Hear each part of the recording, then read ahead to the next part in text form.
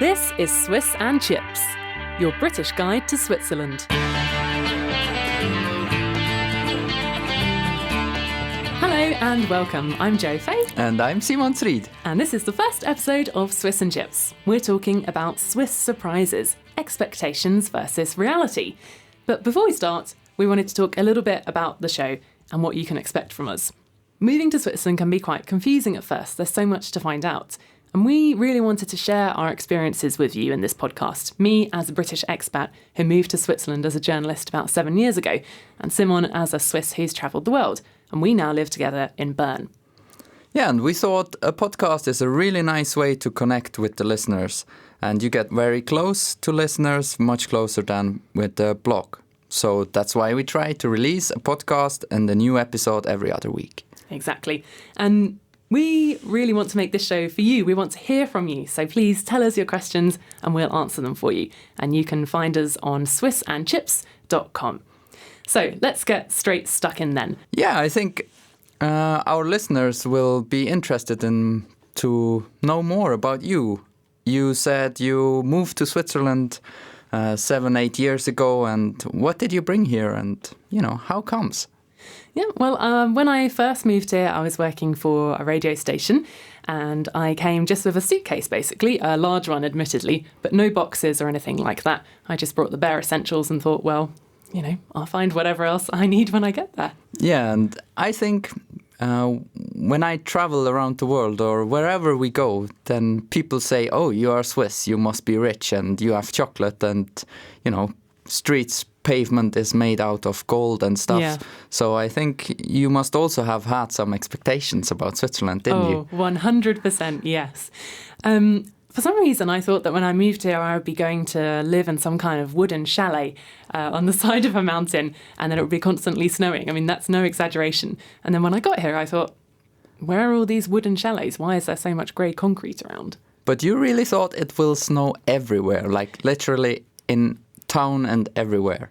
Yeah, I mean, I think the thing is, before you know a place really well, you just have one set picture of it. And when you try and think about it more in detail, you realise that doesn't really make sense. It's not the North Pole here. We're still in Europe. But for some reason, you have this idea of Switzerland of you can only imagine those beautiful mountains and rolling hills and lots of snow. You don't think, what's it like in the cities? Yeah, I understand. So what did you bring here, really? What was it? I think I pretty much went out and bought some new clothes, put them in a suitcase, brought some books and the kind of essentials. For some reason, I thought it's very important to take my favourite type of toothpaste with me, just in case they don't have it there. Turns out you do, so well done on that. So which one is it? Oh, Colgate, of course. Oh, good. I still buy it. At first, I asked my mum to send me some in the post, but then I thought, well, it is slightly more expensive here, but when you include postage costs from England. And can you also remember what you bought the first when you came to Switzerland? Was it chocolate? The first thing I bought when I moved here? Yeah. Oh, I don't know. I pretty much remember going to the supermarket and realising that you had a lot less sort of pre-prepared items. And I don't mean microwave meals. I mean just sort of, you have the kind of essential ingredients that you need to construct a meal, like cheese or meat or things like that, and somehow you combine them together. Yeah, I understand. And in England, we have more kind of slightly more prepared options. But on the plus side, you have an entire aisle full of chocolate. And basically, I started to work my way through that. Oh, okay. So we said we want to talk a little bit about Swiss surprises and expectations you had. So can you tell me a little bit more about that? Yeah, where to begin, really? I think when I first moved here and I spoke to people back home, a question that I heard quite a lot, which kind of surprised me a bit, was, so you have a secret bank account now? And I just thought, I don't really know how to answer that question. I think they imagine that when people go to the bank in Switzerland, it's a bit like being in the Born Identity, that you have some kind of, secret deposit box and a number and a special key or something, and you draw out a gold bar and shave a bit off to go to the supermarket. But that wasn't your expectation, was it? No, I mean, not yet. Maybe that dream can still be achieved.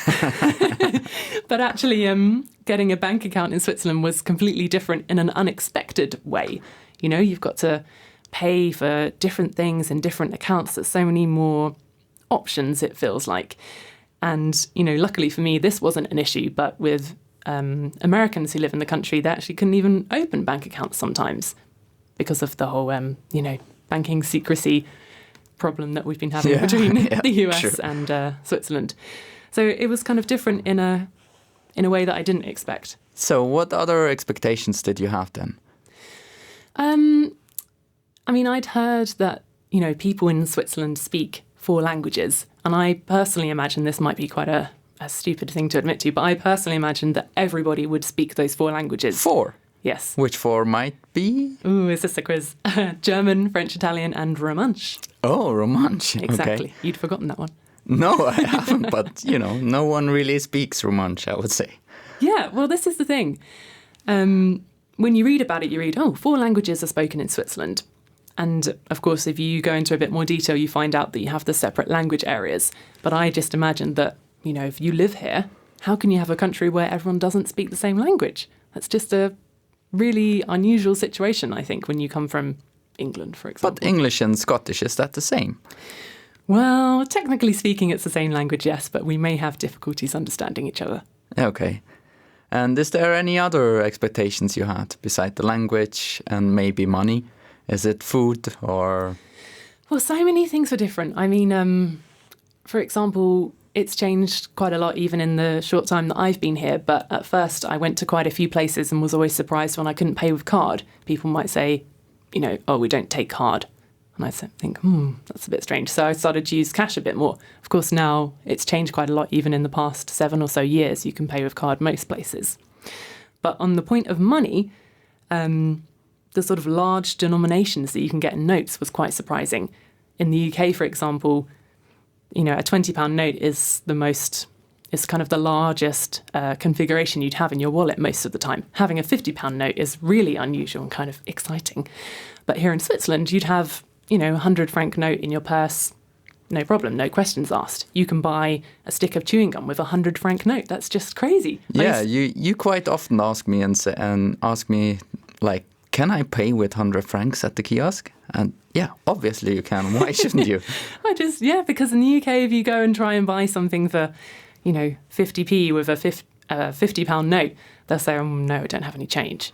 And just look at you like, why did you even ask? And here I go to them and say sorry when I hand over the 100 franc note. And they look at me like, why are you saying sorry? Very confusing. Is it? Yes. But you get used to it, of course. So, and has there been any positive, like super nice surprises you found here?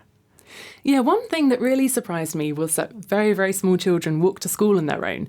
And when I first saw this, children who are kind of maybe, 5 years old, something like that, just walking along the street on their own with a huge rucksack on their back. I thought, that seems so dangerous. Anyone could steal those kids away, but everyone does it. And they even talk to you. They say hello when they walk past you in the street. And I just found that crazy. When I was a child growing... Oh, well, that's just polite, I would say. That's really polite. That's really nice. But, when I was a child growing up in England, you get told, don't speak to strangers. And here, they say hello to people they don't know. Greeting and speaking is a different thing, isn't it?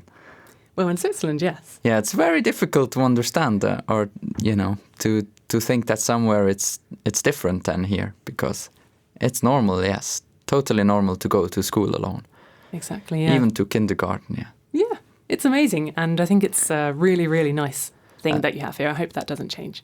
Yeah, it's very nice. Safe country, isn't it? Do you have negative things that happened to you? Oh, I've had a few bad experiences. Yeah, think a bit longer, please.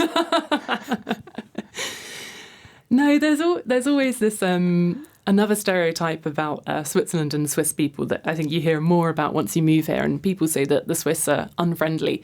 And on this point, I would say I've had experiences of, people who I assume are Swiss being very friendly. Who said Swiss are unfriendly? Well,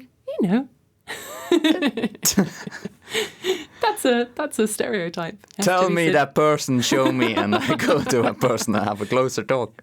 You go to that person and be extremely friendly. Yes, exactly. That's what I'm talking about. Well, it's a stereotype about the Swiss that they can be very polite, but perhaps a little bit standoffish. They say. Honest, you mean?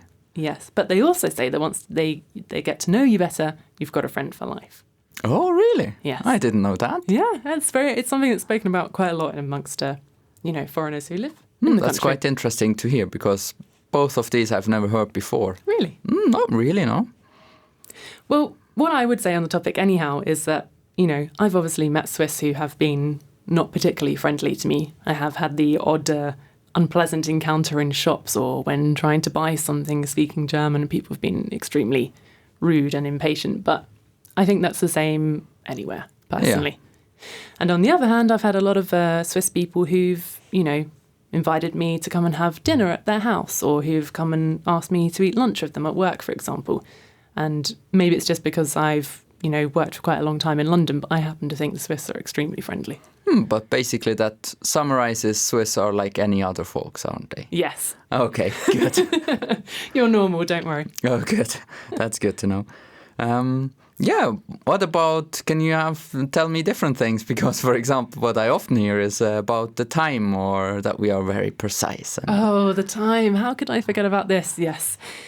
So I think you've probably got a kind of long scale of nationalities and where they're stereotypically put on the timekeeping scale. Swiss are obviously, 10 out of 10 for timekeeping. When they say be there at 10, that means be there at least 5 minutes before and be ready. But don't be too early, because that would be impolite.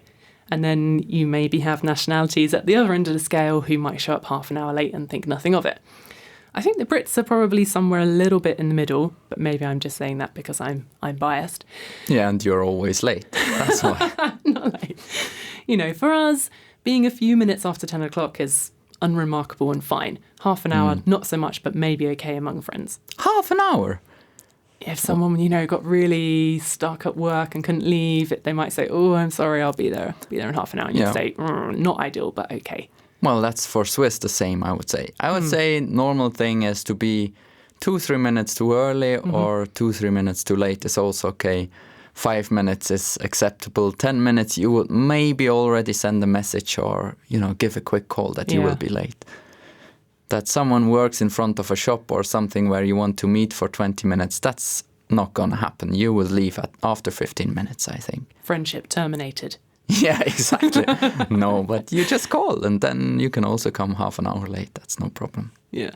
I'll see you are friendly. As we are talking about time, yes. We said we want to do the podcast about 5 minutes, isn't it? Yeah. Well, this has been a bumper first episode. Anyway, it's probably time to draw it to a close now. So if people want to find out more about us, they can head over to our website, swissandchips.com. And don't forget to subscribe on iTunes if you like what you hear. And you could even leave us a review. That would be lovely. That would be nice, wouldn't it? Indeed. Thanks very much for listening. Bye.